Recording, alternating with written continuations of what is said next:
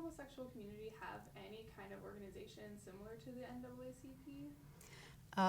Not really, and that's a significant point about analyzing all of this committee's history.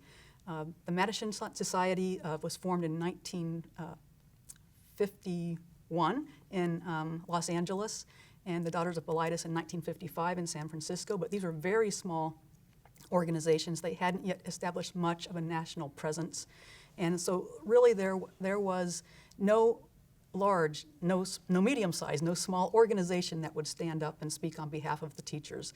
And in fact, what you might think would have been a likely ally, the Florida Education Association, joined in the attack. So unlike all of the other targets of the Johns Committee, the civil rights activists, the folks at University of South Florida, and others, there was no group to help the teachers out. Who led the investigations against the teachers? Well, the main investigator was R.J. Strickland, a former FBI agent. And this is another distinction between what happened with the lesbian and gay teachers and what happened with the other targets of the investigation.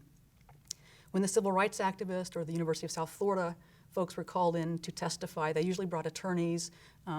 Often the interrogations would be open, and so people could kind of check what was going on. But when they worked with the teachers, when they interrogated the teachers, they pretty much always went alone.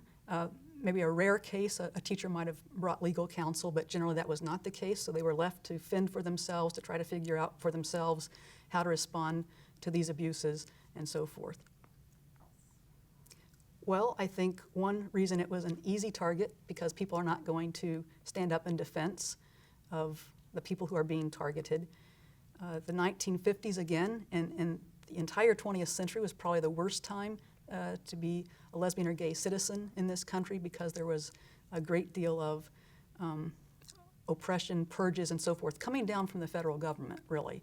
In 1950, the U.S. Senate conducted an investigation into homosexuality, and even though this link doesn't make any sense, David Johnson, who teaches at University of South Florida, has a really great book, The Lavender Scare, and points out